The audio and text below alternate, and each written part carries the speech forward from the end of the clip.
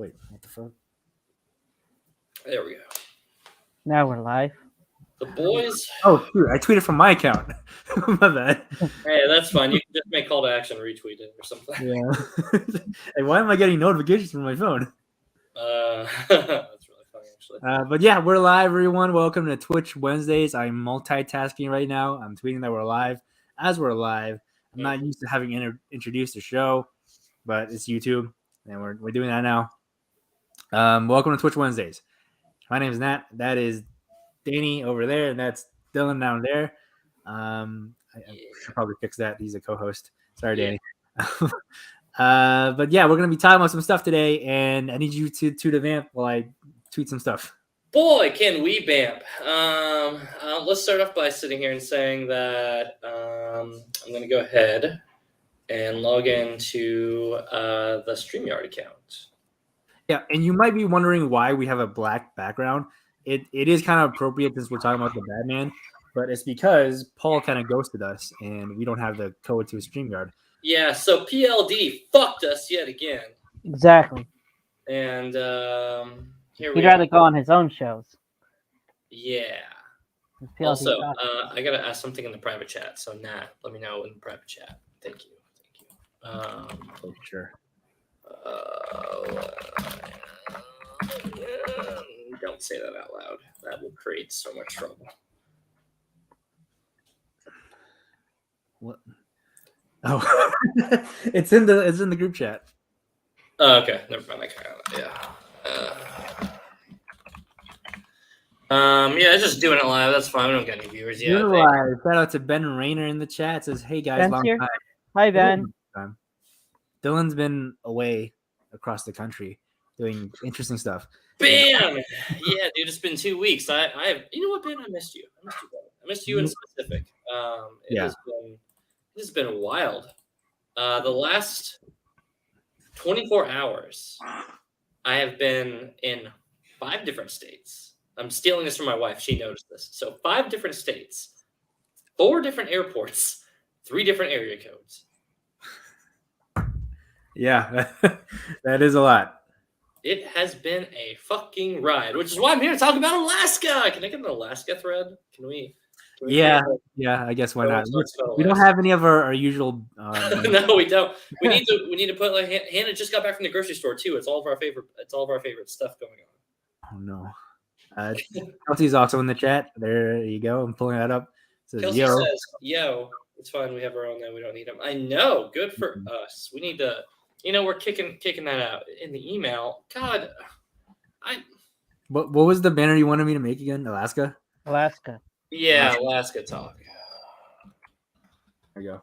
Okay. Oh my god, I gotta fix these banners. God. Classic. There we go. Or block. Which one? I've got to get the email and the link and the code from the email. God damn. So many things. We're doing a lot right now, folks. Just bear with us. We are. Sorry, guys. If we're All not one here. I think it's just Kelsey watching. No, it's 3 viewers. No, we got 3. So we got Ben here. We got Hi, Kelsey. Ben. Yeah. So I'm gonna try to talk Alaska while I'm at this. There we go. Okay. Yeah. So for those who don't know, I recently got back from Alaska. There was a bear wrestling competition, and as you know, that is a passion of mine. So I recently got back, and I'm pretty disappointed I couldn't get past the black bear tier. For those who don't know, that is a tier where, in bear wrestling and bear fighting, you work your way up. So you start with black bears because they're typically smaller. There are other ones with that. Then you go to brown, which is grizzlies, to traditionally just full-on killing machines. Only like 2 people have gotten past that. And then you have Alaskan pure polar bears, right? And those ones kill you dead. They just fucking rip you to shreds. So that's not at all what I was doing while I was in Alaska. Was that not your experience in Alaska? No, it was not. So while I was in Alaska, I went to go visit a friend of mine. He's stationed up there. He's about to return back from. God dang it! Post this code. Back from Alaska, so he's going back to Florida because, why wouldn't he? And here I am. Here I am. Okay, now I'm done multitasking. Anyway, so yeah, we went up there. We had some lovely pictures. I'm trying to think if I could show any, but there's none like uploaded to Facebook or a place where I could show it and pull it up on stream. Hold that thought. Yeah, holding. There, Dylan's left, and okay. So let me just talk about some stuff that I want to talk about. Yeah. So I just got retweeted. That's why I was confused why I was going through my phone. I got retweeted by this person who retweets small streamers. So I guess that's us. That's appropriate. Small streamers. So I appreciate it.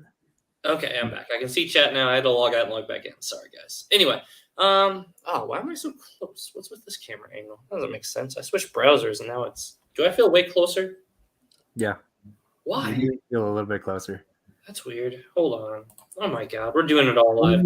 Your like upper torso is now it's just your head and like a little bit of your shoulders. That's better.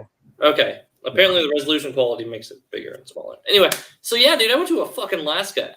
It was actually pretty sweet. So we get there day one, and so like day zero, technically we got, because it takes a day to travel, right, from Kentucky to Alaska. It is like a 12-hour trip.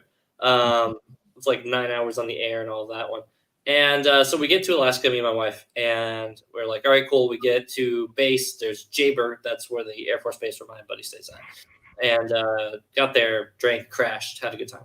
And then the following day was the Iditarod. And for those who don't know, the Iditarod is the giant, like, awesome dog sledding Alaska trip that goes all across Alaska. It's an age-old tradition. I think this was like the 50th year or something like that this past year. So that was super cool. But I was asleep whenever that was going on. So apparently they ran right through Anchorage and we were dead asleep. We got there later, though.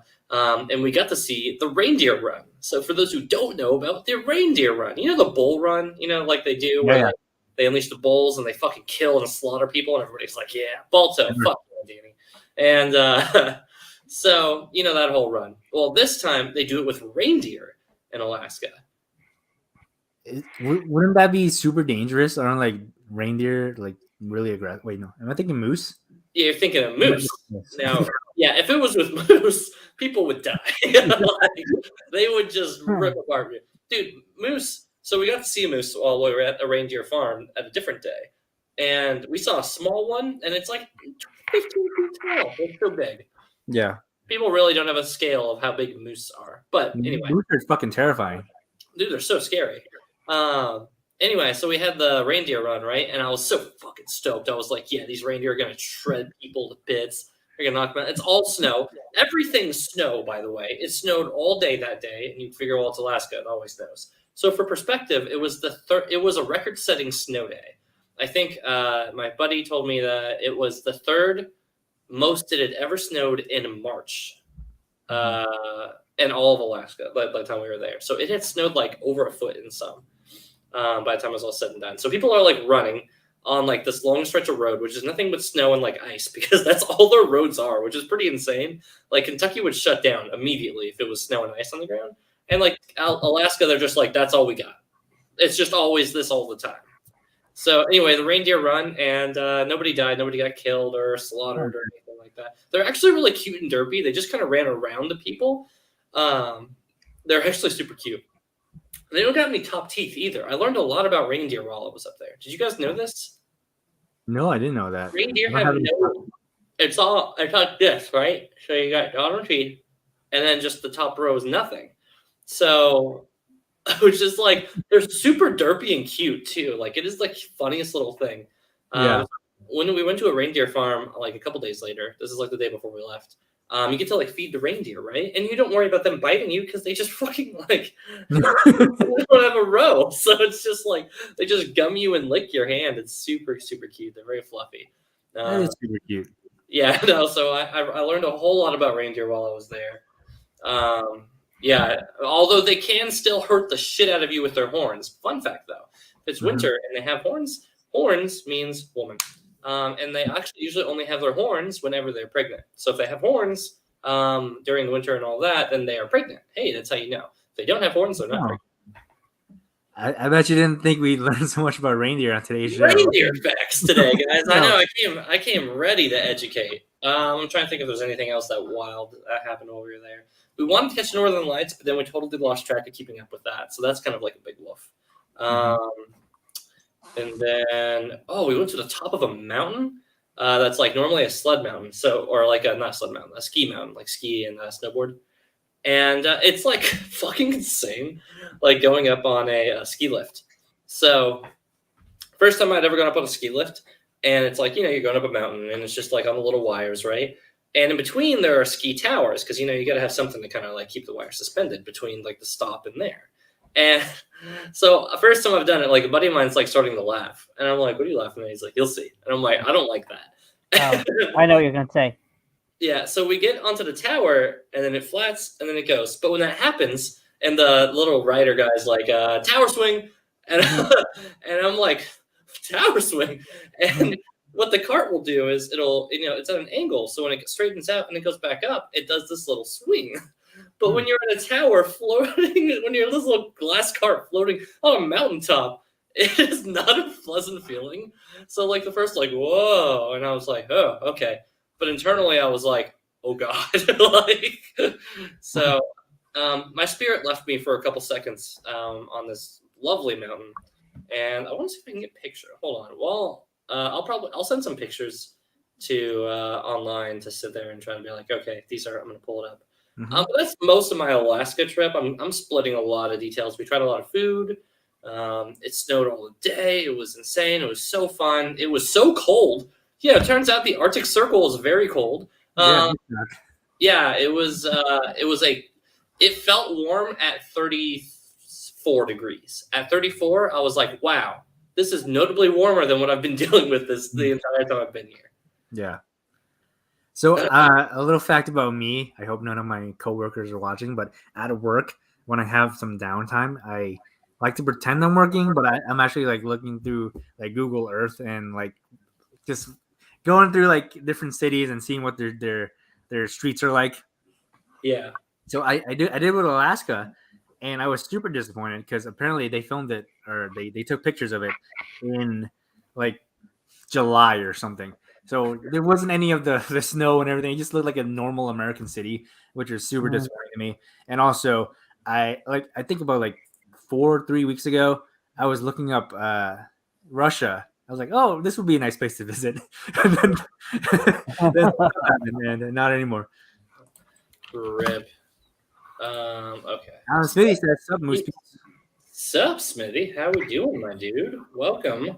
We're glad to be back. I just uploaded a bunch of random Alaska photos to our call to action chat because it's easier to upload that way. So everybody can get quick pics of our Alaska thing. And I'm going to go ahead and pull some up. This is show and tell day. This is just fun. Let me see. Let me pull these up real quick. We're going to be talking about the Batman soon, I promise. Oh, yeah. We're going to talk about the Batman. I might even talk about Elden Ring for a little bit. Yeah, I wanted to ask you about Elden Ring, too. Oh, buddy. Don't worry. I'm gonna share it all. I'm wearing this biggest shirt. Oh, there you go. The GOAT. 25 anniversary. Yeah, there you go. Wow, there you go. All right, so this is a picture I took on top of a fucking mountain in Alaska. Surrounded by... hold on. Do you have access to the StreamYard? Yeah. What the hell? Yeah, I finally logged in. You can't cock block me anymore, Nat. Damn it. So anyway, this is my fat face in Alaska. This is the little ski yard. There are like children who are like 4, 5, and 6 who my buddy is like, dude, they've been doing this their whole lives. They're better skiers and snowboarders than me. It's like insane. But seeing little children go down the mountain, because like I don't know if you can see my mouse, but off the edge here, where you see the drop off, just you don't see it from where I'm standing. It just looks like it's gone. So I was like, those kids are dead. They're fucking gone. Like those kids just disappeared off the mountain top, and I was like, they are so dead. What other pictures do I have? This is me and my wife. That's a cloud. Oh, that is how high we are. That we are just parallel, like eye adjacent to fucking just a regular cloud floating over. I just thought that was super interesting. you see Sarah Palin's house from there. Yeah. Oh my God, King. So this is the perspective from the bottom of the hill. That's where I was. That's where I was taking pictures from, right? Because I wanted to give perspective on how fucking high up I was. Make sure no more nudes. Oh, that's the look from the top down. Dude, this hill right here, kids were going down this. Children that were like 6, 5, 4 even. I don't understand. That's F Street. That was also my nickname in high school, and that's how much it had snowed the first day I'd got there. That's a very tall boot, and that's that. Anyway, make sure I'm not putting up any inappropriate stuff that we hadn't scanned up there. Oh, I actually want to get you guys' thoughts really quick. Yeah, hit me. So, you know that one meme of there's like a little girl and she's like smiling, and in the background there's like a burning house. Yeah. Yep. Okay, I wanna see, because I told Hannah, and I don't know if she agreed with me. This is a quick video I took in Alaska with like people sneaking down this mountain. And at the end, Hannah makes a face that I swear it's like the same face as that one like little girl with the burning house, right? Yeah. So, and then Hannah's face right here has the same energy as that burning house meme. Yeah. You guys know what I'm talking about? Yeah, I can see it. Yeah, that's it. Okay, hold on. For those of us who don't know, smiling girl. Yeah. Here it is. Yeah.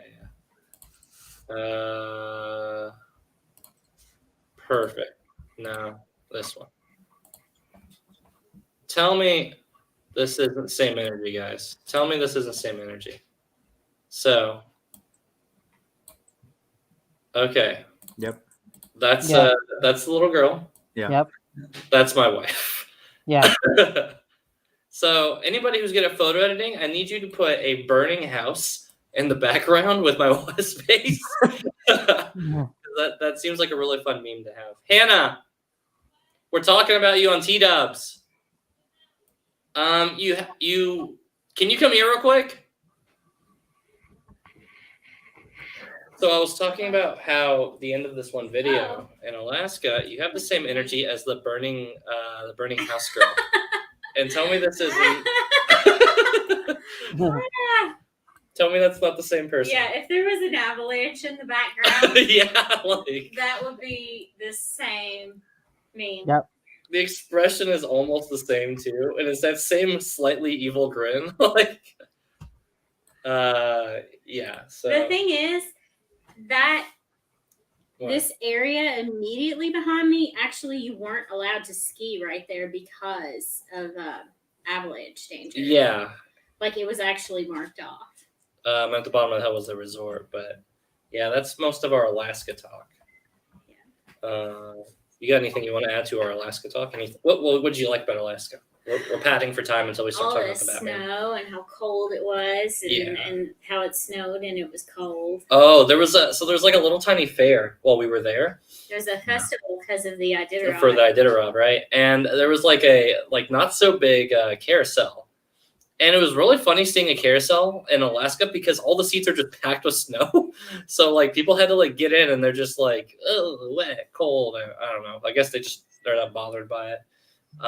What's his face from what's that really bad movie? The Room. What's his face from The Room was going to be up there March 31st too. Oh, Tommy Wiseau? Yeah. Yes. No, the other one. The other one? Oh no, yeah, the other one. Greg? Yes. Yeah, Greg. Greg. I'm like, no. I think Yeah, that's Greg, Mark. Sorrento, right? Oh, hi, Mark. Yeah. Oh, he's the guy who played Mark. Yeah, the guy who played him. Yeah. Hang on. It's Greg Sestero. Yeah. So yeah, he's gonna be in Anchorage. So all of our Anchorage fans, make sure to tune in. Do we know anyone from Anchorage? Yeah, I know a couple people. I just saw them, but they're about to move, so I'm about to not know anybody in Anchorage anymore. Well, I mean, like mostly from our community. Oh, from the Schmodown community? I don't know. That's a fun discussion. Maybe we're gonna post that in the Schmodown group. Hey, any Anchorage fans? So just real quick, Alan Smithy says moose, reindeer, caribou, they're all rad. Aren't caribou and reindeer the same?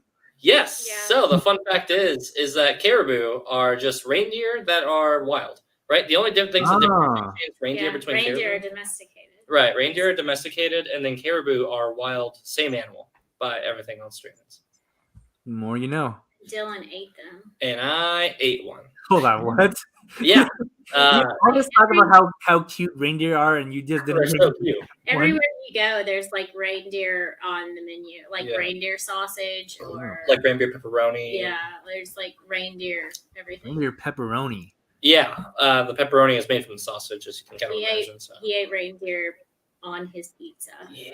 Oh my god! And you won't eat pineapple on your pizza, but you What do you eat reindeer. No, because pineapple is sweet. It doesn't have a place on my pizza. I don't like sweet and savory. I saw a mountain goat.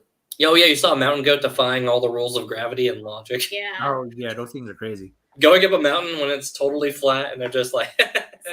Saw a snowy owl, but that was in Seattle on the runway. Yeah, that was weird. I was actually convinced we were going to die after you saw that because I was just like, that seems like a bad omen. Like It was like just hanging out on the runway while we were like getting ready to take off in Seattle. It was crazy. Was there a glowing red nose in the sausage?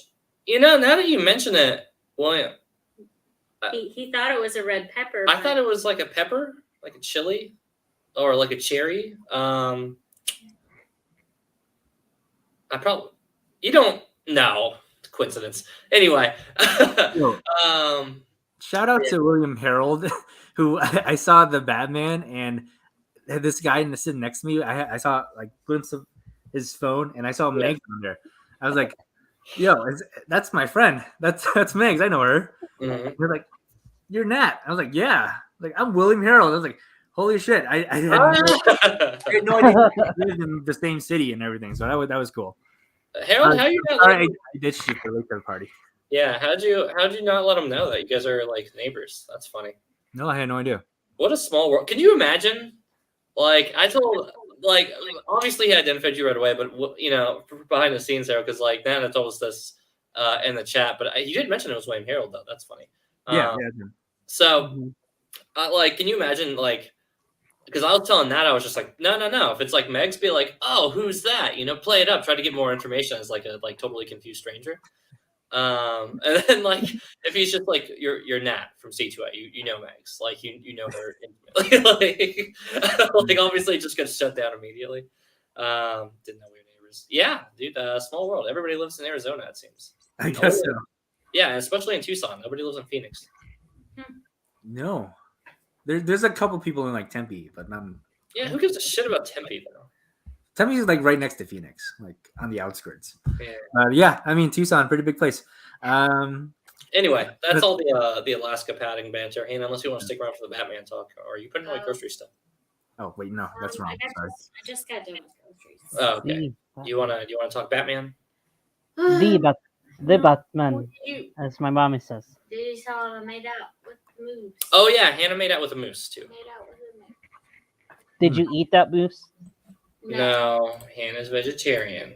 No, Dylan. I'm sure. I did, yes. Don't let that moose cuck me on the Alaska trip. Fuck you mean? I really enjoyed the snow though. Like the snow is. Yeah, there's a significant amount of snow. No, I didn't have a video of Yeah, actually, I no. have a video. Yeah, you have video. By the way, I sent it to you, right? Yeah, you sent it to me. Oh, okay. So yeah, I can pull that up. Hold on. I actually think I have a video of Hannah making out with a moose or getting a moose kiss. I feel like that shouldn't be something that's done. Like moose are scary. Yeah, moose are scary. I sent it to you. No. Okay, that's right. I sent it to you. Yeah, you sent it to me. Okay, yeah, because Ashley had some. There it is. Okay, there we go. Okay. Hold on. 1 second. I don't like that you don't need me to bring up stuff anymore. I feel like my role is diminished. Not like feeling wanted. Now he just fits. Okay, so here's a moose. There's my wife. And she's just kissing it all willy-nilly. Look at it. Oh wow! What is this? Oh, you just let that moose cuck you, huh? Yeah. I got. It's got massive. Yeah. My face is all. Massive what? Yeah. It's like. You can't just stop that sentence after we talked about getting cucked by a moose, Hannah. It was all like. And yeah, My hair's gonna be like got that for spit all over my face. Oh no. I can't believe No. Kelsey's not here when we're talking about bestiality. That's I know. Kelsey's Right. just like, hey guys, what are you talking about? New Corgos from Danny K 2286. I think you're the only one watching on Twitch. Yeah. Actually, no, 3 people are watching on Twitch. 3 people are watching on Twitch. What a wild world we live in. But anyway, that's all the Alaska talk. I want to get into the Batman talk because that's what else we did while we were up there. We watched the Batman. The Batman. I've been talking for a while, so I'm gonna pass this to you guys. What do you guys thought? What do you think? Batman. So I'm gonna go first. Go for it. I anticipate that this. So I don't know what your thoughts are, Dylan. I know Danny really liked it, Yeah. but I am gonna anticipate that this panel is gonna be overall very positive on the Batman, and because of that, I feel like I need to bring balance a little bit. So you're gonna start negative.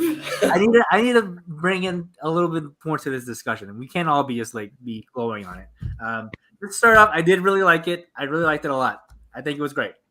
It's probably I think I put it in my top 5 of all Batman movies and Batman adjacent characters. Mhm. But yeah, I mean, I think it was really good. It did not blow me away like I was hoping for. Stormbreaker. Ali says best colors pronounced. Oh, wait, no. I didn't read that before I pulled it up. Yeah. Don't go there. I don't know what's waiting there. But if somebody wants to let us know what's behind there, go let us know. Yeah, go let us know. I'm not giving that link. My biggest critique of this movie is that it never got better than it was in the trailers.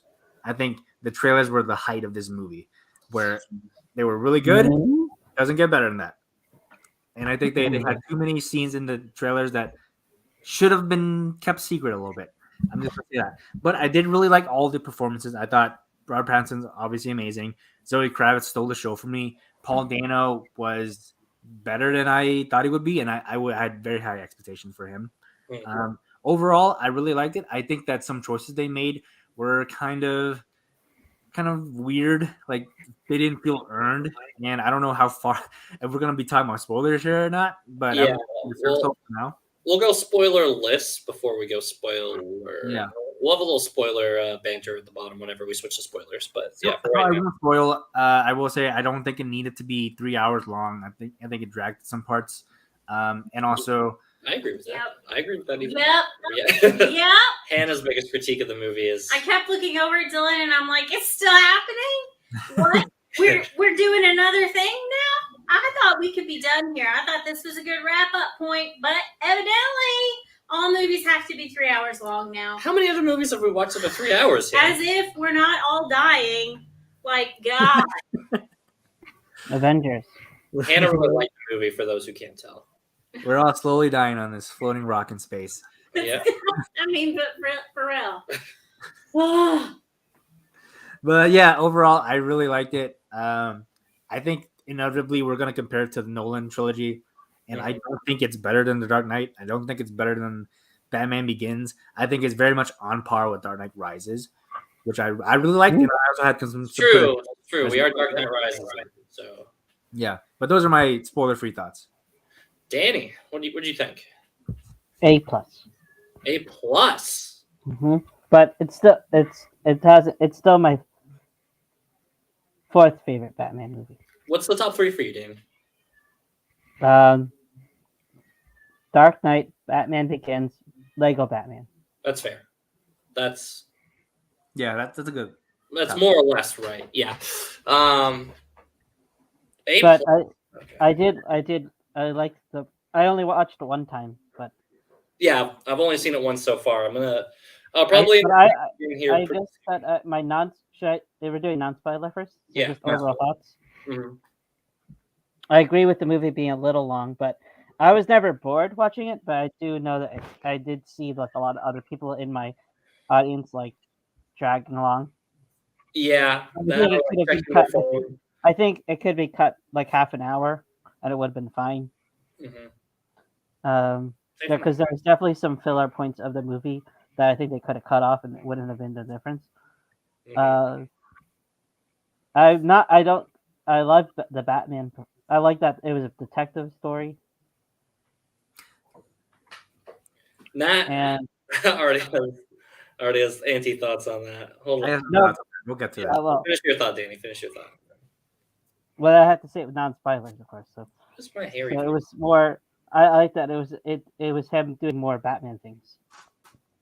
That's rather than all the other stuff. So, and I also liked Penguin's performance. I thought that was really a surprise. I laughed at that scene when because I thought Dylan's scene. Yeah. I was like, Oh, did you guys I laugh? laughed. I did. I laughed at that scene. I was chuckling myself in theaters whenever it came up. I'm already like, literally I did, no one else had a reaction. It was just me trying to hold it in. I was like, oh, no. I did. Like, I don't know if you heard me, but during in the nightclubs, the first time when he goes to the nightclub and he's like beating up all the guards, and then like Penguin shows up, he's like, "Hey, take it easy." Okay, Take it easy, sweetheart. I'm coughing. It's not. Yeah, like I was literally like, Oh, and the score was great. I love the score. yes, Phenomenal score. Michael Giacchino. Yep. Michael Giacchino. He's my favorite coffee. And overall, I had a good experience watching it. So Nat had like a thought on the detective thing, and I kind of want to see where he was going with that. So this is the most detective we've seen Batman in a movie before. Mm-hmm. But I think it should have been done better.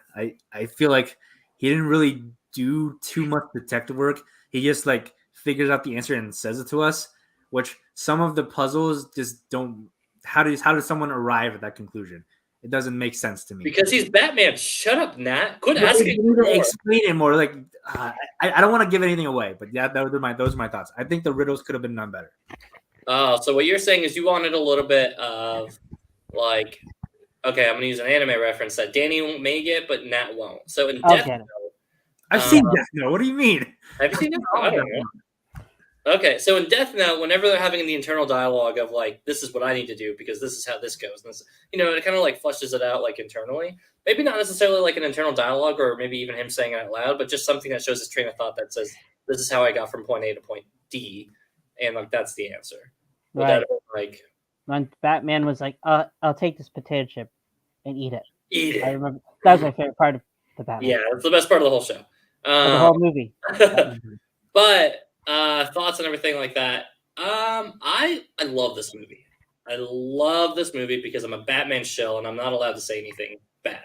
But I'm going to say some stuff bad because the runtime is a little long. This movie doesn't need to be 3 hours long. I agree with all the complaints on that.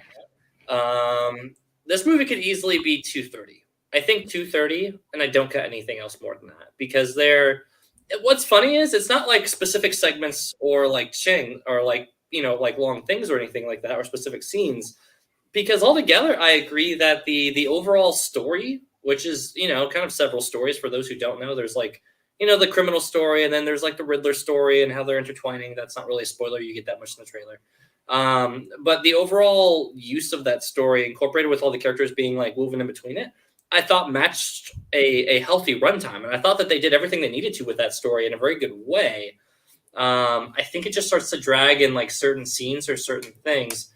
Honestly, so there's like 20 minutes to be cut, but it's little, like it's extensions of scenes that go on a little too long, or maybe like little tiny scenes here and there. But overall, it's not like, oh, the whole third act needs to go, or that there's problems with the overall story. The overall story, I think, sticks the landing in a really healthy and good way. Nat kind of wants more from the detective stuff, and I wouldn't mind more of the detective stuff. But overall, I think I've just had a wonderful time seeing a detective movie all the way through. We finally got this aspect of Batman, because we're so used to Batman being angry, big, and beating up every bad guy. But kind of one of the strengths and weaknesses of it being a year two Batman is how unrefined he is and how that's shown in the movie. So, we get the idea that Batman is this is not Batman at his prime. Batman's still learning some of the ropes. He's still kind of doing this. And there's like a scene or two that's like, it's not really like a spoiler, but I don't want to like share it. There's like a scene or two that like the scene wraps and it shows as an experience. And I kind of don't like kind of how it's done a little bit, just because it shows him as almost like naive or like so bad he almost shouldn't be doing it. Mm-hmm. Well, I'll cover that in like the spoiler talk. But yeah, it rubbed me the wrong way. I'm fine with him being like a little like still a little green, but I wish it was shown more through the action. But otherwise, I think that's the most of my complaints. I thought the fights and the action was all really sweet. A friend of mine was upset that it wasn't more brutal, like less restrained and things like that. And I'm like, PG-13. yeah, I was about to say, but I mean, whatever. It's been PG-13 across the board, and so far we've always like, I don't know, something about. I mean, I think about it, but now that I think about it, across all the Batman movies, like, what scene or movie is more brutal than like what we saw in this movie? Like maybe Batman Begins, where he drops the guy from the rooftop to like snap his leg. Yeah, that was pretty brutal. But that's like it, right? Like, is there really anything? Well, that and like Bane beating the shit out of Batman in Dark Knight Rises. Broke his back. Right. But I really don't think there's anything more brutal. So this honestly it feels on tempo. But I guess he wanted to go above what like the bar is, right? He was like, I want to see this guy's fucking head be a puddle like Oberyn Martell from like Game of Thrones, you know? Penguin biting the guy's nose off. Oh yeah, there is that. Yeah. Okay, so yeah, like, but from Batman specifically, William. But yeah, I agree. Yeah, like the villains obviously get away with doing a little bit more. Hell, the Joker shoved a pencil through a guy's like so. Yeah, I think the villains absolutely need to be violent, but I think Batman himself, you don't really need a high level of brutality to get the movie across. I think it doesn't need it. It would have been cool to see it because we've never seen it before, but you don't need it. No, so that was the other thing I want to talk about. Kravitz and Dano. So I want to talk about the Riddler because he was fucking amazing in this movie. It is a total rebrand and it's done spectacularly. Because this is the first time we've got a Riddler in the Saw version that Matt Reeves is kind of presenting to us. Mm-hmm. And I thought he was like, he stole the show. Like, this is so far and away his movie, which is just like, that's a classic Batman thing though. Like his villains, his rogue gallery is so good. It's hard for them like kind of like not to steal the show, which is maybe like the biggest weakness in a Batman movie and story in general is that the villain is almost largely more interesting in this case. Can I say something to that? Yeah, go ahead. So, I think yesterday I tweeted that Will Arnett's still the best Batman. Mm-hmm. And the reason for that, if you watch the movie, he is the best part of that movie. And he's the only one to do that. No other Batman actor has done that. Lego Batman. And Lego Batman. Yeah. We need to rewatch that. It's been good. It is so is that the best Batman movie? It might be. I mean, it really might be. Like I really love the Lego Batman. I teeter it to number one some days. Like some days I'm like, it's no question, it's like, the best. I don't know that I've laughed as hard as him like eating that lobster. Like that was so, I don't know why. And it makes you feel too. It hits you in the sads whenever it wants it to. Him just like eating that lobster though by himself. Like, yeah. No, Will Arnett is an amazing Batman. And it's criminally underrated. Again, if you're on the stream and you haven't seen Lego Batman because you're like it's a kids movie or it's Lego, dude, go fucking watch it. It is no question a top 3 Batman movie ever made.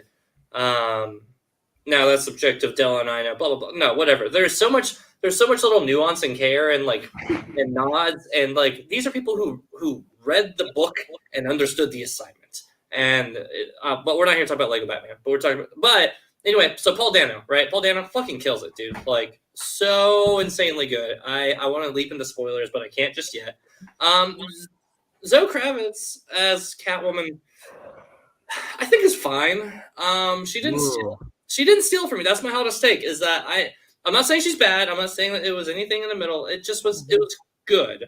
And so you've never I think you said you never saw the Cat in the Bat trailer, right? No, I never saw that. Interesting. I didn't see that either. So a lot of those scenes are new to you. Yeah, no, all those scenes were in context and totally like brand new to me. Mm-hmm. That is interesting because I will say that Zoe Kravitz is my favorite part of the movie, even more than Paul Dano. I think some of the lines she has are so good, and she's just like, she's so good. I will say though, I do still prefer Anne Hathaway as Catwoman.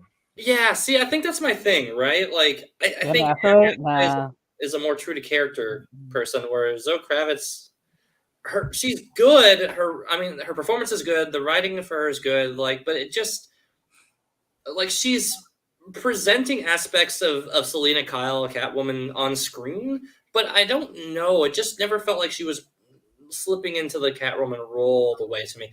I don't know. There's something really geeky in my brain where there's a small disconnect where it didn't feel like it was 100% Selena Kyle. And I think that's what my problem is. And I don't know how to really elaborate better than that because she was a solid performer.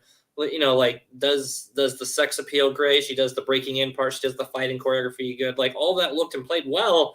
It just, I don't know. Again, it's not bad. It just is the one that like didn't woo me the most in this movie, right? Like she's maybe like really of the top three, you know, Batman, Dano, and Zoe. I mean, really, it's Dano, Pattinson, Kravitz to me in that order for like how it played for me, so to speak. Okay.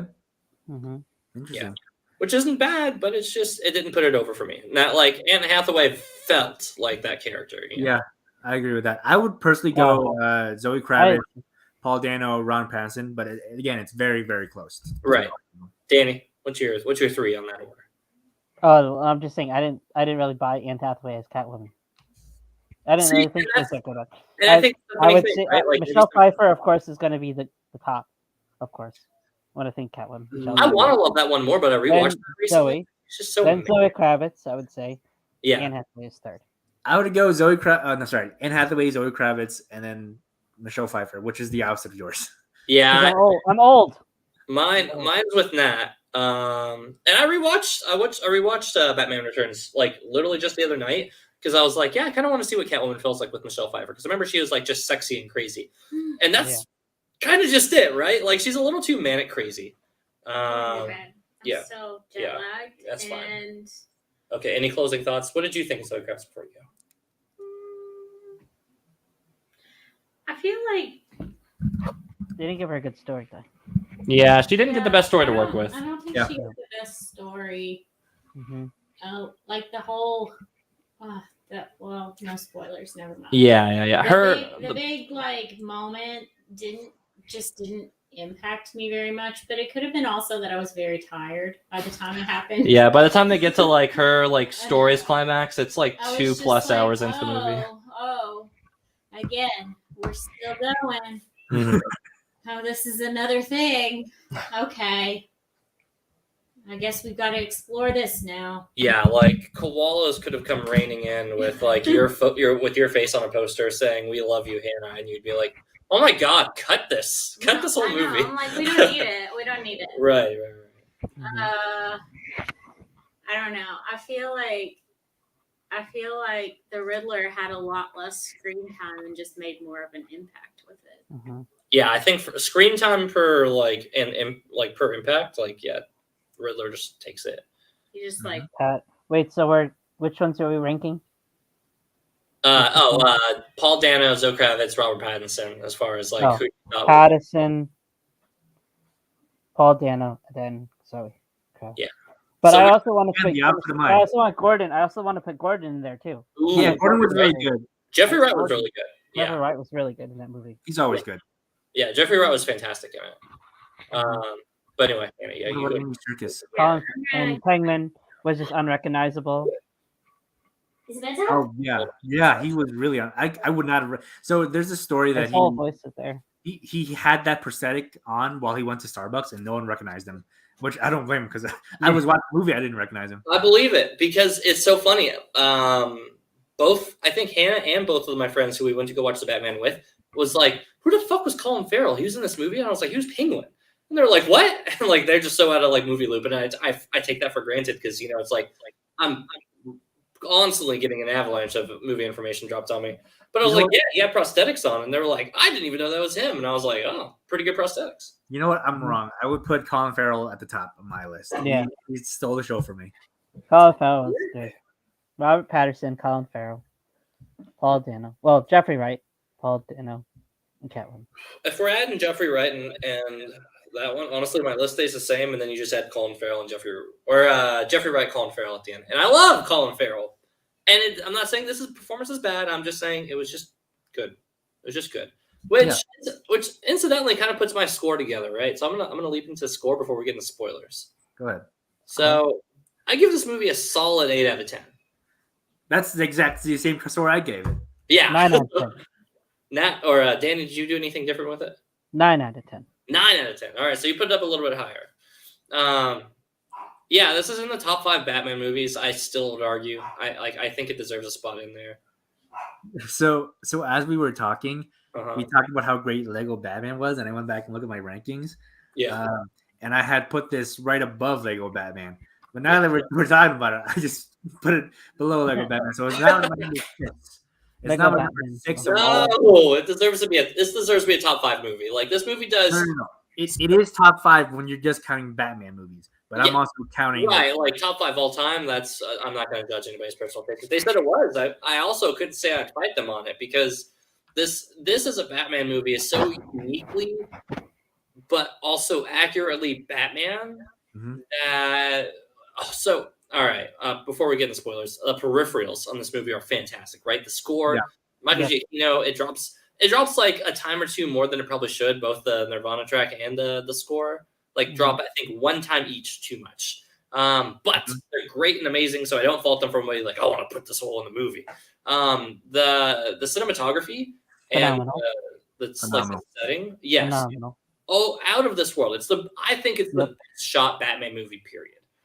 It felt like Gotham was an actual character. Yes. Yeah. And that's why I loved it. It didn't just feel like Chicago. Right. It was like one particular city. It was like It a wasn't combination. Chicago, It was a combination of all different cities. Exactly. This Gotham New York part. This Gotham is so New York. This Gotham is very New York, right? Yeah, Like, that there's is a Times Square. bodega. I mean, come on. They had a Times Square in there. Yeah, they had a Gotham Times Square, and I saw that, and I'm like, Nat's going to point this out and talk They had about a Madison New Square York. Garden. Yeah. Gotham Square Garden. Yeah. So, like Gotham as a character is so there. I just loved how it had the tone never left like this dark kind of dreary tone. Even in scenes where like he would be indoors, you would still hear the rain hitting the windows and the rain pouring and stuff like that. And it's the little small details and things like that that always made you kept you feeling like you were still in the city, like and the city was still alive and it was doing all these things. But yeah, so I think that's all my non-spoiler thoughts. Do we want to switch over to spoilers, put the banner up, and then let everybody in? We're now talking spoilers. All right. So, guys, if you haven't watched the movie or if you don't care, spoilers. We're in it. No. Last chance. 5, 4, 3, We're 2. in it deep now. We're going in deep now, guys. Sorry. Yeah. If Alan Smithy is still in the chat, just mute us for now. We're going to be talking spoilers, and then unmute us when we take the banner off. Yes. Spoiler.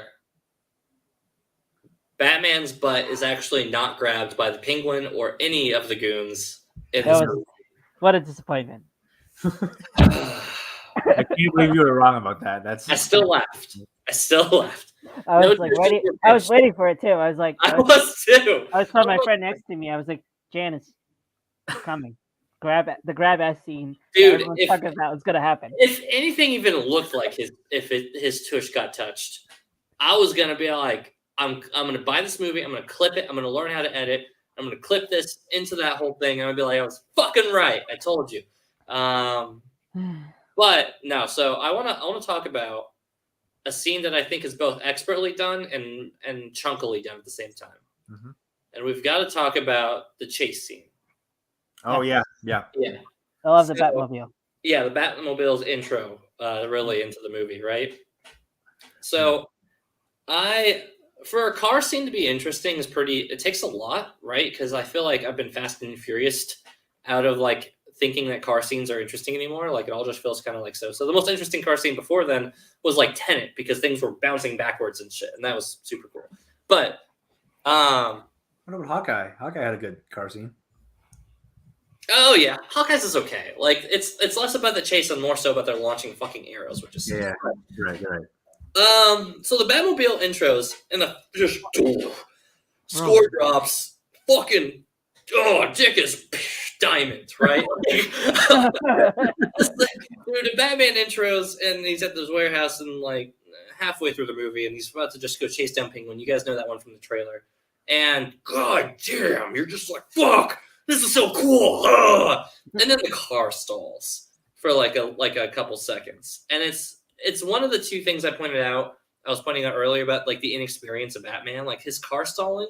This isn't the moment that you need to be showing the inexperience. I didn't like that at all. I want him to just be like, guns on, lights up, boom, blowing through shit, jet, sweet, right? And then the middle of this chase going through the highway is pretty standard, which is kind of boring. But the conclusion, which they, spoiler, show kind of on the trailer, fucking sick. You just see the trailers teeter-tottering into themselves, and it's just ripping apart, and he's just jetting his way through, and all that through. Man, that is an adrenaline-pumping scene. Like, that scene, Yeah, I think you brought up some very good points. I think that the car chase scene is perfectly represents what this movie is. Yeah. Which it starts off like so awesome and so cool, but it just gets a little bit too long, and then you're like sitting there like, why isn't this over yet? And I don't know. I feel like it could have been done so much better. But I will say this was by far my favorite Batmobile, and I agree. Yeah, there's a lot to love about this scene. It just it drags out a little bit too long. Right. Yes. Another scene I kind of want to leap into was the Arkham scene with Batman and Joker. Or Batman Riddler. Yes. So I actually wanted to talk about this because when I watched it, I really liked it. But then when I went online, every review I've watched hates this scene. I like that scene. And I was like, I don't know. I liked it. I thought it was good. I think Barry Keoghan or Keoghan.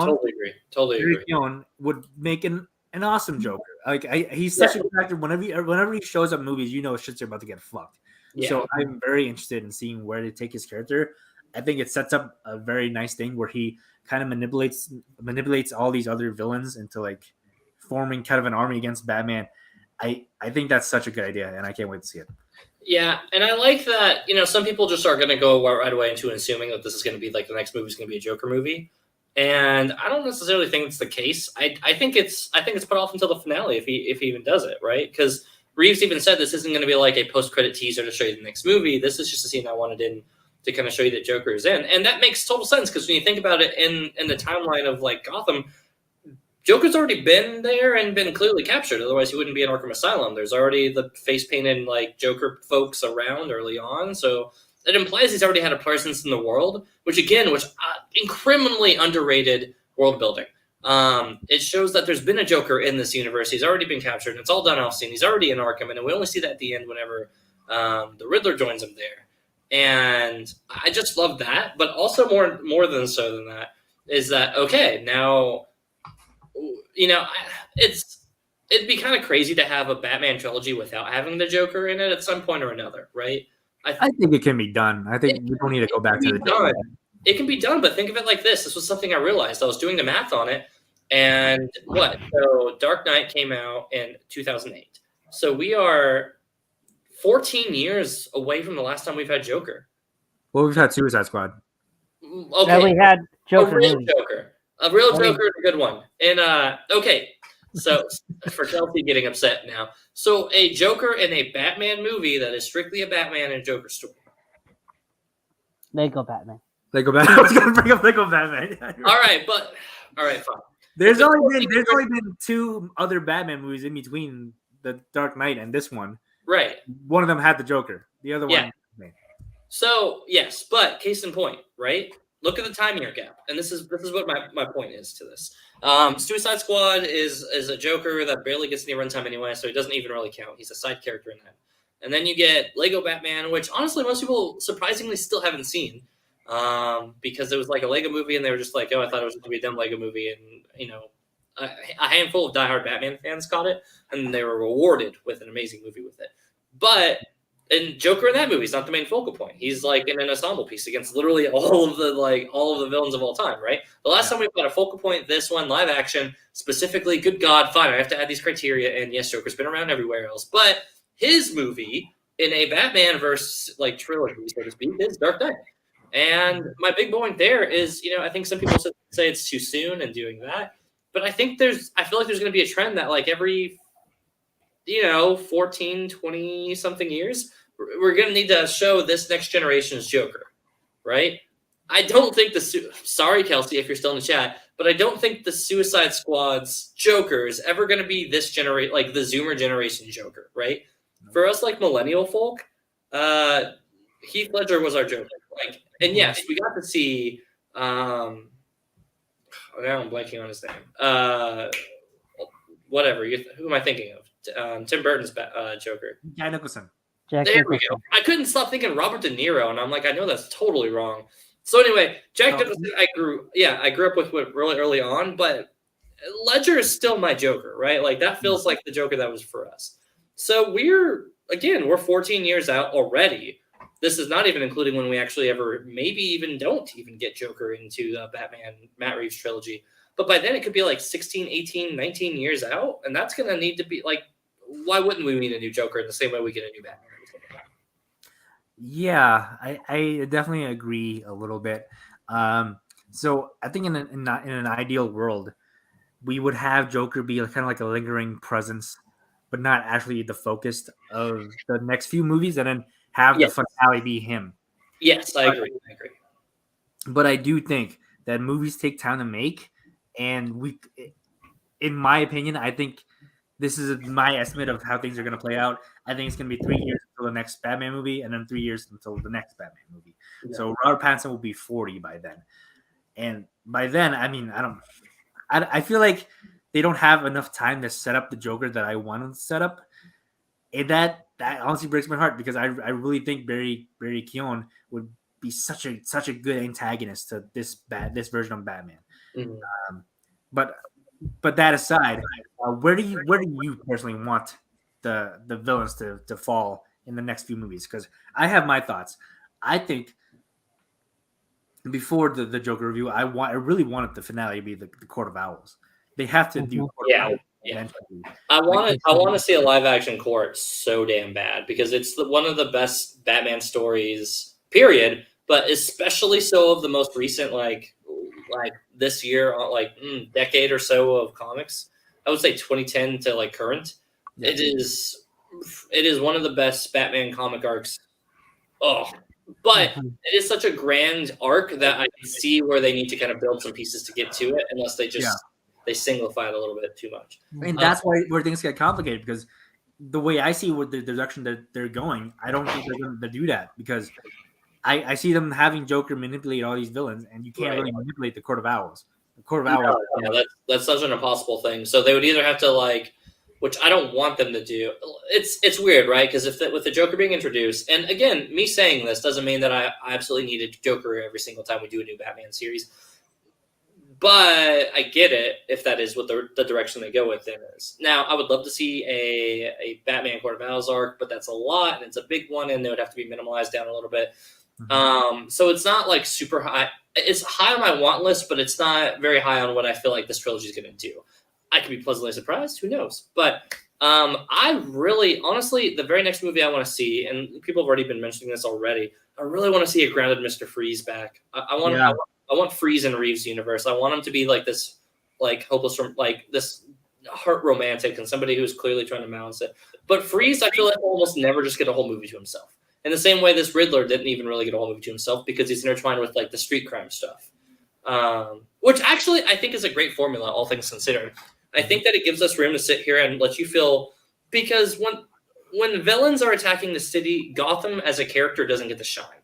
Gotham as a character gets to shine whenever you're showing the crimes and like the Falcones and the Malcones and all. You get all the crime gang stuff mixed into the story. That's when it's really done best. And I think you could really do like this little like this format with like a Freeze or like a Pig face would be really interesting one. Oh, yeah, Mr. Pig would actually be like a sick one in this universe, like somebody who's skinning people and cutting off. Honestly, that's so good. I want him to go Mr. Pig, Freeze, and then like Pig goes in and he cuts off Joker's face, and we get that Joker, the deranged skin peeled back face Joker. Oh shit! Like that's a direction I can get on board with for like a arc timeline. I like that. I like it a lot. Mm-hmm. Like Pig could be, and Pig can be a part of like the crime thing. Like he doesn't have to be necessarily like working for them. Like like he's a serial killer, and then towards the tail end of the movie, they start to go to him, kind of like how they went to Joker a little bit in Dark Knight to try to like take care of Batman. They're like, yeah, Pig, what do you know? You're clearly on the radar. What do you think? Like, can you get rid of? Maybe it doesn't necessarily need to be that, but I think those two characters would shine in the Matt Reeves Batman series, like the Batman universe and Gothamverse he's got going on right now. Yep. Yeah, there's so many super cool characters that really get to show off in this one because they feel way more earned. Zaz is another one that I feel like would also show really well in this. But we've gotten Zaz in the Suicide Squad somewhat recently, so it's yeah, that's a good point. I really want to see someone we haven't seen before. Like I want to get weird. I want to get bizarre with their Clayface, which I think is a really good pull. Yeah, Clayface would be sick. I think Riddler and Joker being in Arkham would be the perfect setup to have Hugo Strange. I think he would be fantastic. Hugo Strange. Honestly, I could see it now. Well, do you think maybe they'll save it for the Arkham TV show?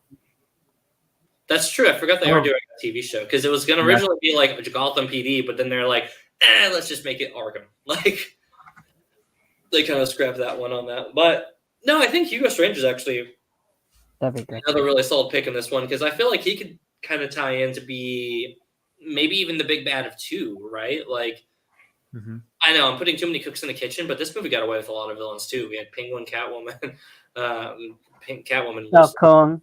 Yeah, we got Falcone in there. I mean, so we had several in this one. So, and credits too. Okay, I think that none of the problems of this movie are how any of the characters are used. You know, on the list of main characters, you have Penguin, you have Catwoman, you have Batman, you have Alfred, you have Falcone, you have the whole roster here. And I feel like that they're all used well. Yeah. Barring Alfred. Actually, Alfred is kind of like the weakest link to me on this one. I was going to bring up Alfred. Like, I've seen, like, some comments and people like, oh, they kind of, like topped out of killing Alfred. And that's where I disagree. I would have rather preferred they didn't tease that at all. Because if he died, that would not have been earned at all. No. I felt nothing for that Alfred because we haven't established that relationship between Bruce and Alfred yet. We've just got a couple scenes where Bruce was a dick to Alfred. Yeah. And that's not enough for me. So I don't know. I really didn't like the direction they took Alfred in it. And that's no fault of any circus. I thought he was good with what he was given. Right. He was given something better. They didn't give him enough. Right. Yeah. But I want to talk about the opening scene. Yeah. That was one of the best opening scenes that I saw of a Batman movie. I like that it started off with Riddler, but then it like went to like the point of view because we saw the little kid, and I was like, oh wait, that's maybe little Bruce Wayne or something. Yeah, because I heard Batman's voice now. Right. And then all of a sudden we just saw him like in the shadow, just like come out of the dark. And I also really like that they used they just used the bat signal before they even brought Batman out. And it showed like all the criminals, like the people with graffiti or the carjacker. It showed the shit.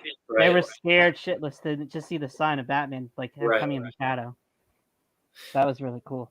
Yeah, you mentioned the opening scene, and I totally forgot about this until we started talking about it. I think it was a very strange choice for it to open with the classical music the way that it did. Because, like, for those who don't, and maybe this didn't strike a lot of people, and they may not remember, but the movie opens, and it's like this classical. Ave Maria. Yeah. And which makes sense for the Riddler later, but I remember watching it, and the movie opens this way, and I'm like, this is the strangest tonal open for this movie. Like, I remember thinking, I'm like, what's the tone of this movie going to be if they're opening like this? And then it goes right back to grounded, gritty, dark, and it's fantastic. But something about that opening felt really strange. Not to say that like the shot. I think like what they did with the opening was killer. But just for the music choice on that one was such a strange choice. And maybe I'll like it more on the second watch, and I'm kind of like have it coming. But we'll see. I don't know. Literally everyone I know likes it more on the second watch. So we should probably give it a second watch. Yeah, I'm going to give it a second watch because a buddy of mine who I always watch movies with, or watch like the Batman Marvel movies with or whatever. I caught it in Walls, Alaska, so now he's mad at me, and he's just like, what the fuck, bro? So now we're going to catch it probably next week. But yeah, oh man. Yeah, just Riddler and all of his little Saw moments are insane. That little trap with the rat. Yeah. That felt like a Saw trap right there too. The other scene I want to talk about, again, another Arkham scene, was whenever Batman is talking to Riddler after he'd been captured. And I love that they cat and mouse us with does Riddler know that that Batman is Bruce? Yeah. Mhm. I love that it feels like he's toying with us back and forth. And for like the longest time, I was under the impression that he just knows, which makes sense because in like the Long Halloween and Hush, which is like Yeah. a little bit of Riddler is kind of taken from in that story. Mhm. Riddler figures out that Bruce is Batman, and at the end of the day, kind of like how Joker in certain arcs knows that it's him. Joker doesn't care because it's like, no, Batman's the real face. Who gives a shit about Bruce? Which is very much what felt like the tone of this movie's writing. It was just like Batman is the real person. Bruce, But with Riddler doing like the little back and forth, he keeps talking about it, and it goes on for a long time. And I'm like, oh, I love this. I'm like, does he know though? Does he? Because it's weird. He has a whole distinction against Bruce Wayne, so it doesn't make sense for him to know. But maybe he just did that just to fuck with him. And by the end, you figure it out that he doesn't know that Bruce Wayne is Batman and the same person. And I just thought that was seeing his breakdown at the end whenever Batman's like, I am not on the same page, bro. That's like, he's just like, no. He's like, we're partners. Yeah, we were together on this. Like, yeah, I'm glad that he didn't know because I'm so tired of secret identities just being thrown away like nothing. Like they have to mean something, and right. I'm very glad he didn't know. What did you like the direction of having the Riddler like on internet broadcast? Yeah, I love that. And how he was like talking to all his fans. I love 1,000 followers. I love the humor of it because obviously as podcasters we get it how much humor, we just laugh, and it's just like, hey guys, thanks for watching the stream, make sure to subscribe and comment. Like that part like literally killed me like as I was watching it in the theaters. But I also thought that it was incredibly like relevant, right? It made sense. Yes, like as a modern set movie that clicks, like him having like this QAnon kind of like following and like terrorist like Joker totally makes sense in the verse because he's obviously like he's a genius, but like for him to know and get into all of the things that he gets into, it does make sense that he'd be like talking to a support group and he'd be like, guys, how do I be a terrorist? And like he's learning from this chat group and they're all like, great in this whole thing. That although adding probably a little extra padding at the end of the movie that goes on for a little too long, is I think a totally relevant thing that makes it make sense altogether, right? I think some people will sit there and say that that's probably some of the weakest parts of the movie because it goes on to the dragged out part at the end where he has to go and he has to beat the shit out of all the QAnon groups, and it feels like we're in Act 4 of 3 already at this point. And I think that's a fair argument overall. I enjoy what they did, but it does feel like it drags a little bit. But that was the part where I think they could cut a little bit.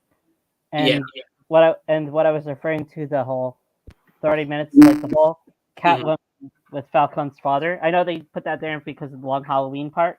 Right. But like her trying to go after him and like shoot her dad. Like that part we didn't really need, I don't think. Yeah, I just feel like, honestly, I feel like she was her storyline was better whenever she wasn't being related to Falcone. Like, I feel like you could have made any other excuse for her just to sit there and be like, based on my life and based on what I've seen and knowing that he's just some crime guy who got money and then just he got to make all the rules and then people like me had to suffer because of it. I think that's enough. But I get it. It's a Long Halloween nod and it's fine. But I feel like it took away from Zoe's character. Like when it made it, she became like this vengeance character the entire time. Again, is like the direction for everybody. Yeah. I don't know. That part was like the so-so part for me. But did you like that? How it started with him being like on vengeance, and then him realizing that guy that he like almost killed to death was like the guy he saw at the funeral scene. Yeah. And then he realized that like he said the same thing, and it kind of like hit him, and he's like, I need to be more than just vengeance. I need to be the symbol. I need to be the Batman. I like what they did, but it was a little clunky how it was back to back, right? Because we got the Falcone and Bruce talk, and then we got Bruce talking to Alfred in the very next scene. And Falcone's like, maybe it's Marconi. Doesn't that make sense? And then like Bruce, the very next scene, goes and talks to Alfred, and he was like, that doesn't make any sense, Bruce. Of course it's Falcone. And then, like, how could you, Alfred? He wakes up, and that's the first thing he says to him. Right. Come on, Bruce, you fucking idiot. Come on, Alfred. Right. Yeah, it just that felt a little clunky because it was literally scene 1, scene 2 back to back. Like I feel like that first scene needed to be put up a little bit sooner so that like that little bit of mystery gets to play. And Yeah. then Alfred kind of gives him the fill in on the background. But that it happened back to back. I remember thinking, man, I don't know that I don't like how that was put together. But altogether, Batman fucking slaps. This is a killer movie. Is there a particular scene or a shot in the movie that just lives in your head rent free? I have one for myself. Ooh, share yours. I want to think of mine. It's the third act, but it's the part when Batman is like leading the people out of the flood in like with the stick. Yeah, with the stick, where it feels like leading them out. heroism, right? Because up until that point, That lives in my head rent free. yeah, Like that was when I was like, okay, I can forgive this whole third act going on for long because I wanted to. I love this. Love that part when he brings out the kid in the mirror, but it was lit like the red light with the water. yeah, they showed it in the trailer, but like with the context, I think it lands so much better. Like it shows Batman going from being like just a scary dude beating the shit out of criminals to being a hero, right? Like that's Leading people out. his hero rise. Yep. Rent free scene that lands in my head. Yeah, the penguin being like, "Hey, take it easy." Yeah. Oh my god, I hated that's the answer for me too. But yeah, I mean, I think that ties into my criticisms of the movie, where it never gets better than the trailers. I think the best scenes were in the trailer. Like I don't think they trailer phobia this movie. They did like yeah, and I also feel like it speaks to the movie itself, where, in my opinion, it nothing's really terrible about the movie, but nothing like reaches the highs of any of the Nolan movies for me, and that is my biggest disappointment with this movie, where it's great, but it's not amazing, and it's so disappointing. But I do really like it. I think my favorite scene was also in the trailer, the Cat in the Bat trailer, where Bruce is like, "Don't throw your life away, Selena," and then she's like, "Don't worry, honey, I got 9 of them." It's so good. That's a line that easily falls apart, but Zoe Kravitz crushes it. Yeah, it does. It shouldn't work, but it does. Yeah. Yeah, she does an excellent job on that one. That's the most Catwoman she felt the whole movie to me. Like that one altogether, that line was like that was it. She was good as Selena, but there wasn't a lot of Catwoman. Better as Selena than trying to be like a hero, like a heroine in that way. I know I'm forgetting something in this one. Hey, Sarju, how you doing? Hey, Hi, Starchu. He's been here since the beginning. I'm the new guy. Yeah, this is Danny. He's the new guy. I'm the newbie. It's DKFM. It's your boy. Okay. But yeah, I don't know. We've been talking about this for a while. I'm sure I could always go on, and I always could. Yeah, but, we've been talking for like so long. We still have another segment to do. Yeah, we've got a new segment we're going to debut, and I'm glad you're tuning in to see Danny Stardew because Danny, this is your segment, buddy. It's my segment. Wait, Danny, what is the segment called? It's called Peek My Playlist. My playlist. Word. Very cool. This would have been prepared way sooner. There we go. Hey, there we go. Hey. Okay. So basically, this is a mini little segment of hopefully full-time shows that we're gonna probably do, maybe once a month. But I asked the guys where we want to start with. So basically, what we did was picked like 8 songs, each on a list, and we had some wild cards, and we're going to like break down like our lists, and then we're gonna create one big GOAT list. Yeah. Which we can share for everybody on our C2A Spotify. So we're gonna start with J. Cole. So if anybody doesn't know who J. Cole is, he's some guy that I randomly played basketball with one time. I didn't know he was a rapper. He did. Sorry, I forgot you. I was like, so he went to St. John's. Danny, I'm not trying to age you, but what year is this? That was like 2007. Oh man, that's like way before he yeah, before he ever blows up, right? Like, yeah. So I was like, who is this guy? And then we apparently had a concert with him and Kendrick Lamar, and I was like, oh, okay. Did you ball him? Did you ball him so hard that he would remember you though? That's the game, right? Like, oh no, I was a terrible basketball player, but so Yeah, 2007. So That everybody dates his mixed a lot of his mixtapes too. Mhm. that was his early mixtapes. Yes. So he was probably like, "Hey, you want to check out my mixtape?" And you're like, "Get that trash out of here!" I was like, who the hell are you? You're I like, don't care "Get about your out of mixtape." here!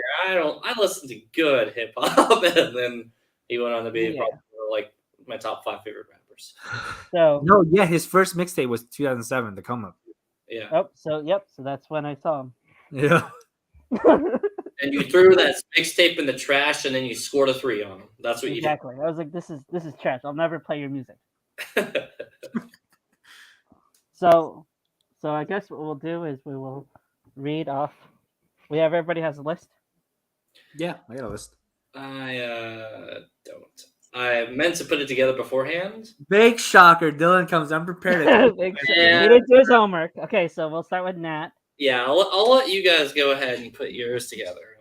and while Dylan can come up with 8 songs. Yeah. So I know you said we're not ranking them. You're not putting them in order, but I did anyway. No. So my number one, my favorite J. Cole song is Fire Squad off of 2014's Forest Hills. Mhm. And it's my favorite song. I was gonna like put in the lyrics to this song so I can actually say them, but I forgot to do that. So wait, hold on. Let me look up, because this song is magnificent. This song, it gets me so hyped. You have to have it on your workout playlist. I don't know where play track came from, but it's just so good. It's so good. Let me bring up the lyrics. It really ties in together with this episode because there's a Batman reference, and I love it. I also had Fire Squad on there too. So Yeah, because you have good taste. yes.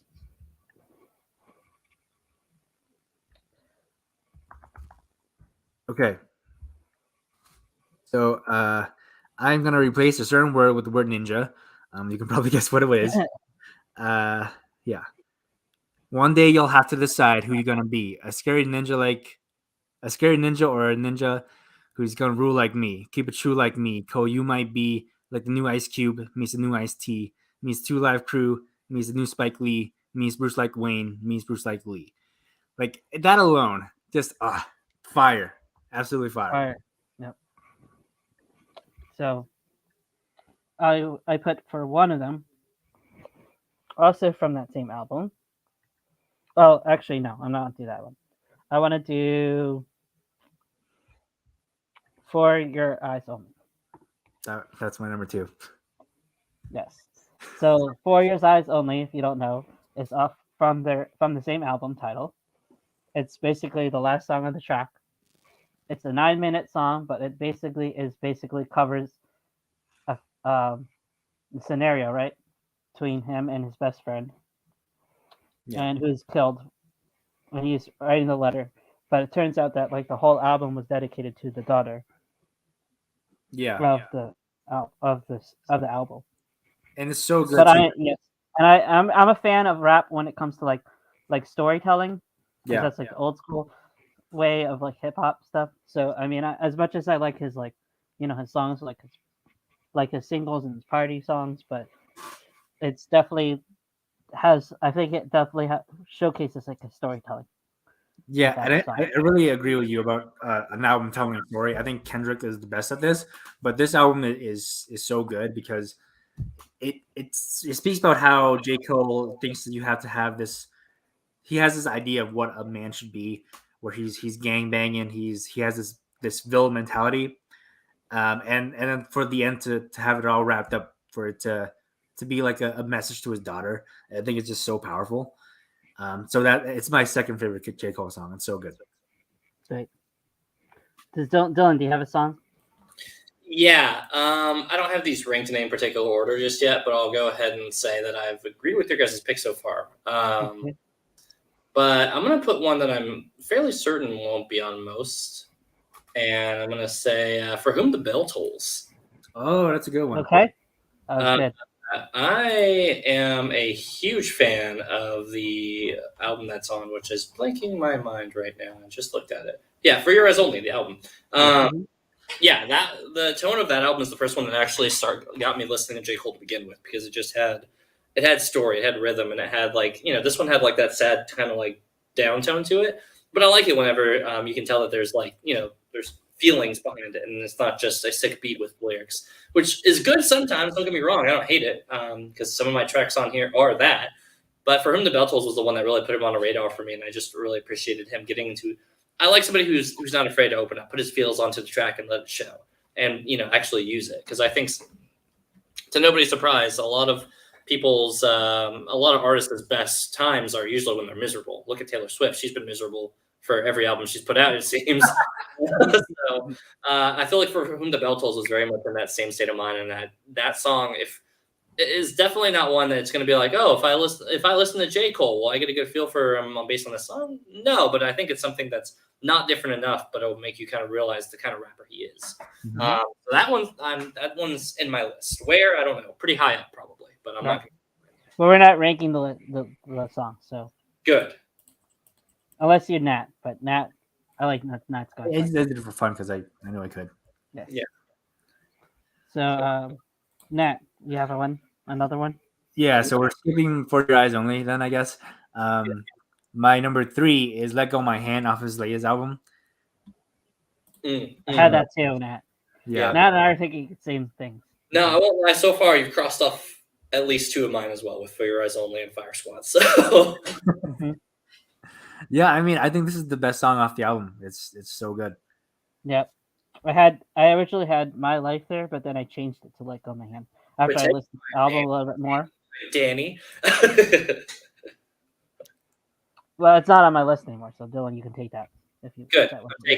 I'm taking the spot right now. My Life. It's the best song on the track. It's the best song in my opinion. So I love it. I love it. So in this case, so far, Nat and we've been having similar ones. So I'm going to use one of my wildcard songs, and I'm going to use "Forbidden Fruit" with Kendrick Lamar.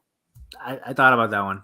It's not on my list, but it's such a good. So that's song. going to be again. To describe the wild cards, we picked 4 wild card songs.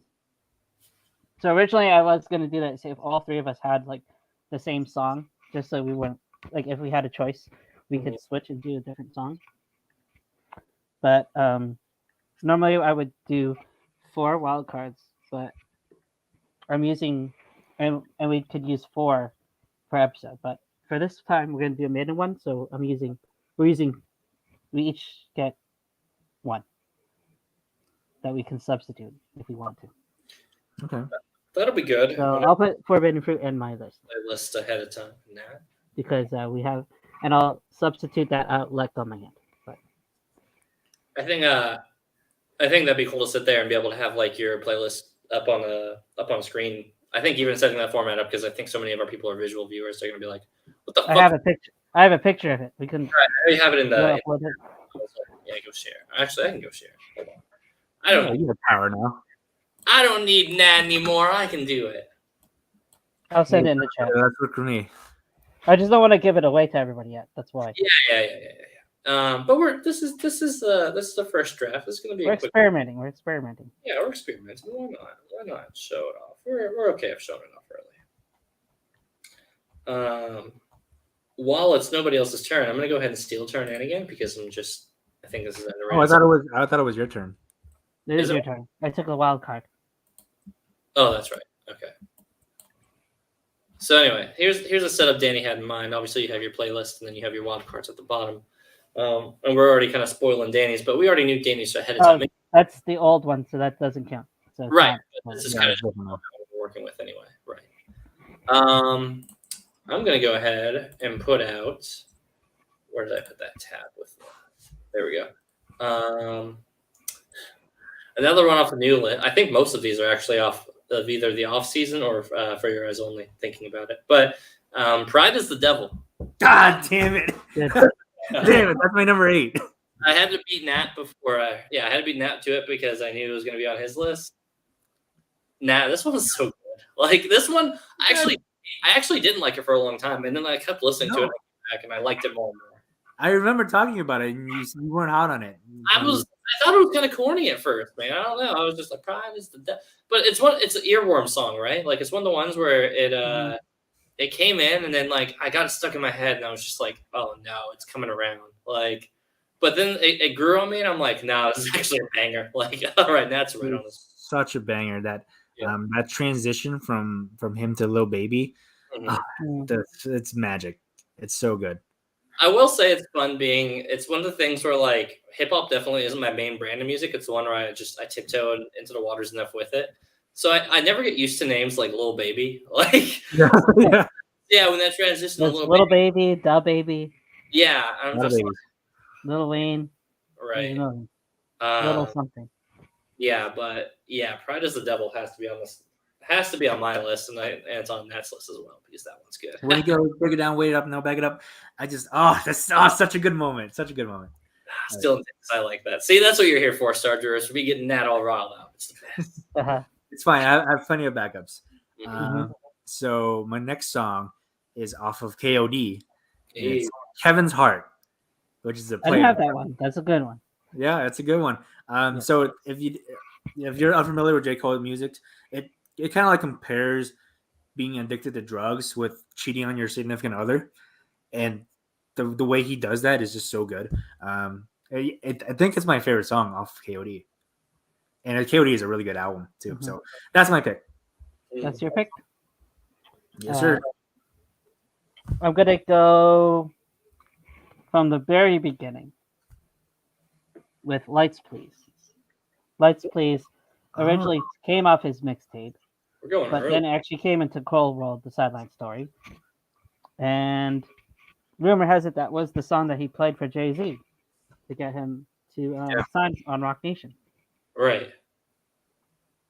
Yeah, I don't have that one on my list, but I don't have any mixtapes on my list.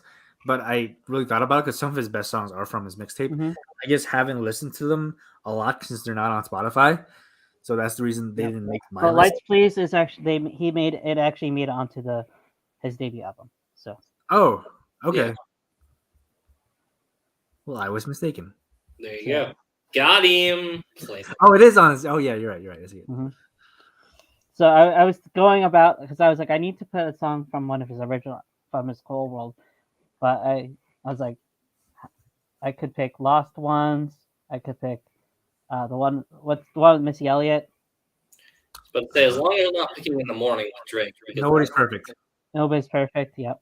That one. Can't get enough. Of course, that's like the Bob workout. But I was like, Yeah. I want to pick one song that kind of like started it all.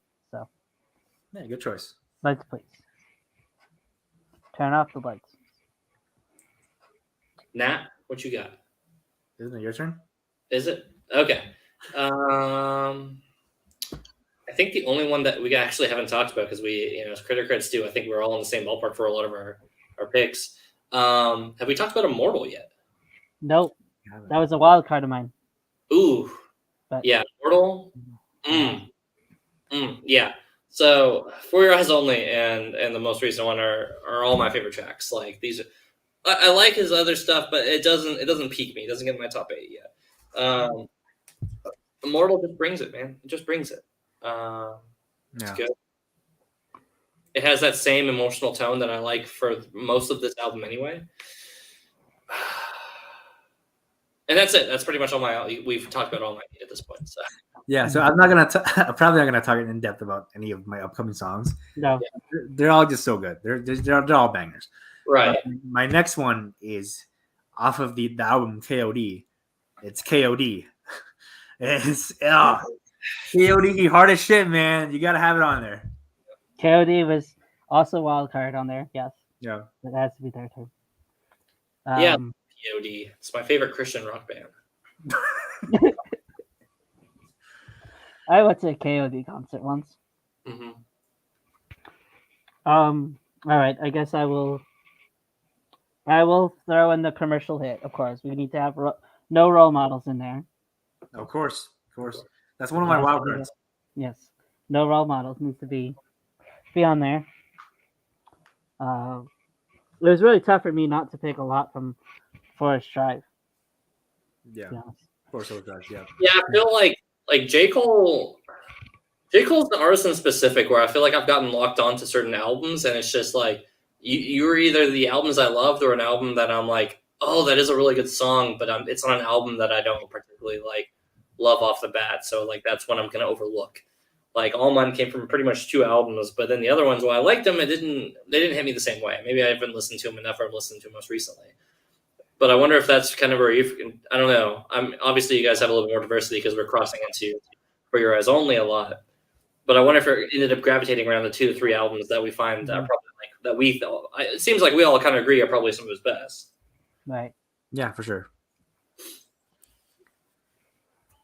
All right. Nat could go. I can go. I thought it was Dylan's turn. Oh, Dylan, you can go. You'll take it. So I'll describe my list, which I just deleted out, but it was Immortal, Amari. Actually, Amari, I think I didn't get a chance to say. Oh, that's a good one. Amari off of Off-season. The off season. Off-season, thank you. Yeah, so Amari off the off-season, another just banger that just comes on and it's flow. This one just has it. I'm not going to articulate too much because I feel like I'm not the best articulating music as well as I am with my movie and video game discussions. Mm-hmm. No, we're not gonna. I'm not gonna articulate at all. We don't need to articulate. We're just talking about. Listen to it though. All right, so I guess I'm not.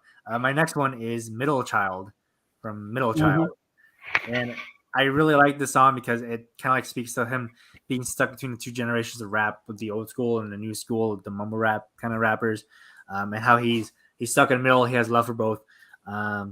Yeah, I mean, I've never heard a song like address this issue before, so it's really refreshing to see. Yep. I'm gonna put 1985 Entry to the Fall Off of KOD. Oh, yeah. To me, this has one of the best. I like his beat on this one. This has like I'll play this when I'm like trying to get like a hype song. But I don't think that one is talked about as much as the other songs off that album. But I really like that one too. So that's my one that I'm going to pick. We've since cleared all of my 8, and I won't lie, I haven't been there enough wild cards. So I'm just going to say it was KOD 3 times over. KOD is good. KOD Middle Child and KOD yet again on mine. That's fair. Okay. All right, so my next one is Runaway, which I didn't have this one, but this is a good one too. yeah, it's a really good one. That's as much as I like to say. It's really good. Yeah, go listen to it, says Nick. Yeah. All right, and I had Crooked Smile, of course, with TLC. Of course. A Born Sinner. That's just like this one of his main hits. But that's good. All right, So what do we have? 2 left? we do. Okay. So because you took For Your Eyes Only, and then Dylan took Pride of the Devil. Yeah. Right. So I have exactly 2 wild cards left because you also took those. I'm gonna go She Knows. She Knows. Okay, I don't have that one. And I know she knows. Such a good song. Such a good song. That's a song about. That's also from Born Sinner. It's a song about J. Cole actually being gay and dating a woman, and she knows, and he doesn't. That's not what the song's about. It must be a Frank Ocean song. I don't know. I always get It might be a Tyler song. That's Tyler's song. Yeah. Okay. Go ahead and take the role in that one. My top 8 all got fizzled on ours. And then I have Power Trip also. No, that's another one of my wild cards. Power Trip. I was wrong. I thought you already took that one. So No, I didn't get to that one yet, but that was Power Trip. all right. Can I make a change? Because I have something in my notes, but I'm gonna pick a different song. Yeah. So I had Apparently on my list. But I am gonna go She's Mine Part 2 off of For Your Eyes Only. That's a good one. I didn't have that one, so that one was good. The only one that we don't have is GOMD. Get off my dick. dick. Get off my dick. Yep. So that's my wild card. That's my other wild card. You gotta have that one on there. I don't think it's one of my favorites, but when you're talking J. Cole, you have to have G-O-D. Yes. So that one is. I put that. I put that in my wild card. All right. So now that we have these songs, we had a couple of that were matched. So that we can decide if we want to keep that on, put it on their GOAT list, or if we want to substitute one of our wild cards to put that into the main list. So I think, we had lights. We had, which one did we have matching? We have For Your Eyes Only. For Your Eyes Only, Fire Squad, right? We did have Fire Squad, yeah. Mhm. And I We had all squad on ours, so You had Fire Squad too, right? I did. Yeah. So that's 3 for 3. So Uh-huh. we would put. So we could decide to put. Would we want to put that on our GOAT playlist? yeah. Let's Yeah, do it. I Okay. agree. I think it was on. So So which that one? would go, so that would be the first song we put on the GOAT playlist. Fire Oh, Squad.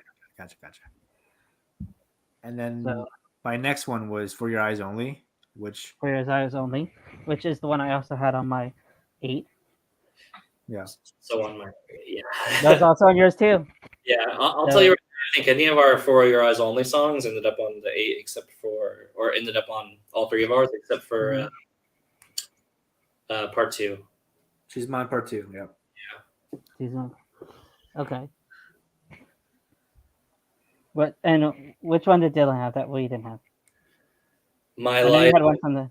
Amari, Pride is the Devil. Yeah, I had Pride as a Devil. Okay. I didn't have Amari, but Pride of the Devil. We can. Pride is the 2 out of 3. Devil. I The think, fact I think we could put that on there. crazy because My Life is definitely my number 1 in hindsight now. So we could put that one in there. Mm-hmm.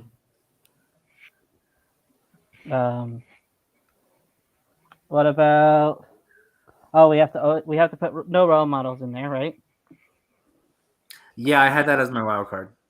Okay. And it was not on my list, but No Role Models ends up on 2 to 3, so I think that puts it in the qualifying. Okay. We had Let Go of My Hand, right? Yep, that's one of mine. Yeah, it was That was one of yours too, right? on one of mine. No, that one wasn't on mine. Was that one of your wild card? It was a wild. That was a wild card. Okay. Yeah. That one, KOD. That one. Okay, so that one we could put on there too. So how many songs do we have so far? We have 1,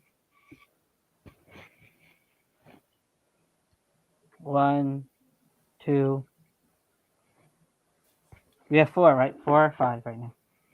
Okay.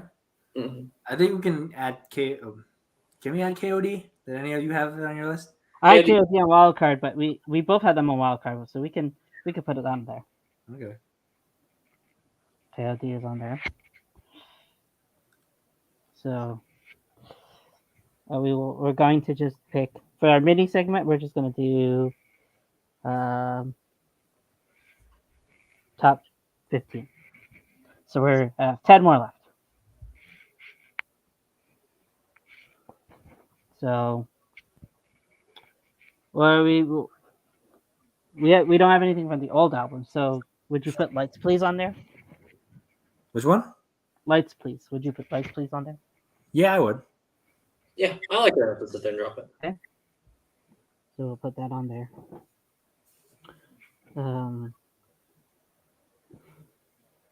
Kevin's Heart was one that you had. That was me. And did Dylan have that on any? It's I didn't not. have it on. I didn't have it on any of mine. It's not on either of mine. I don't think that one makes the cut. So sadly, that one will not make the cut. I understand. Let's see. I had like a bunch of songs of Born Sinner, but I never added them to my top. Mm-hmm. Except for Power Trip. Power Trip, we could put Power Trip in there. We can. Yeah. Power Trip goes on there. Also, shout out to Mo Money, which didn't make the cut, but I had it on my short list. Mm-hmm. Wet Dreams was on my wild list. Did Immortal go on this? Immortal did not go in there. It was on my wild card. It was one of my picks. It was one of your picks. I didn't have it. They didn't have it. So 2 out of 3. One was on a wild card and one was I think on it's your true. list. I think So I think we can make that. shout out So to the Bell Tolls, criminally underrated. That was the only. I think you were the only one who had that. Unfortunately. Yeah. I was the only one that had that one. I'm surprised we didn't have Workout on our list. Workout. I had that originally, Yeah. and I was like, Totally forgot about makes it. me sound super basic. Yeah, I know. Like that's the thing. Like it's not. It's a sick song, but it's also not the most like. It doesn't show off J. Cole as well as it could. Mhm. Yeah. It doesn't have Jeff J. Cole identity behind it, but it is a good song. You know which one that I didn't have on here, but I wish we did. I wish I put SL 2 Cities, but Yeah, that's a good one. Mm-hmm. I didn't put that on any of my list. But that would have been on there. You can put the entire album on there. That's why I was like, it's really tough for me to not choose anything. Yeah. So we are at 10, I think, or 9. I think that's it then, right? I mean, if we're gonna cut off at Where are we at now? I don't know. I haven't been keeping track. yeah, I was hoping that you were keeping track. I know where we are. Okay. 1, 2, 3, 4, 5. I think we're at 8. Okay, let's stop it at 8. Then we'll do a top 8, and then So we picked the top 8 anyway. So Yeah, Right. definitely MySpace. right. that's our little mini segment. Boom. And then I plan to do more artists like that each month. We'll definitely work on some things. And maybe make Yeah. more visual statements that we could post on here for the people. I think more visuals and me actually having the list prepared ahead of time. But hey, it's still 6:50 my time in my internal clock right now, so I'm still getting used to getting back to my central time zone. So that's the show. Bye. And we just cut immediately. Wait, Oh, and a little preview. The polls. I took a poll. Uh-huh. So next month is going to be Blink-182. Okay, who's gonna be on that? That'll be a good one. To be determined. That's enough in If the you guys, so if you guys want to prepare and think of some Blink-182 songs that you might want to listen to,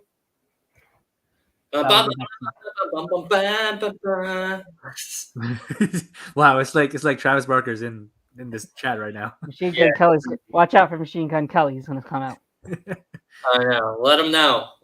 But guys, stick around. We're gonna go ahead and raid. Oh, we're gonna rate someone. Oh shit! Sorry, we didn't take to talk about Elden Ring, but we will talk about it in the after show, which you're not invited to. Yeah, we'll talk about it more next week for those who are curious. It's probably the best game ever, though. Anyway, there's no one to raid, so we're just not gonna raid. There's only one viewer. So that's just the end of our stream. Bye, guys. Thank you for tuning in. If you tell us what you like about what you think about the segment, if you what you like, what you don't like, maybe some things as far as Danny's playlist one. Also, let us know about the Batman. Give a review of 2008. Oh, and if anybody has cool stories about Alaska, please share that too. Yeah, let us know. If you've bumped into Nat at a movie theater, everybody does it. And anyway, guys, that's our show. Make sure to tune in next week where we're going to talk about more stuff. Hopefully, I'm in the same time zone still. That's all. Good night. Bye.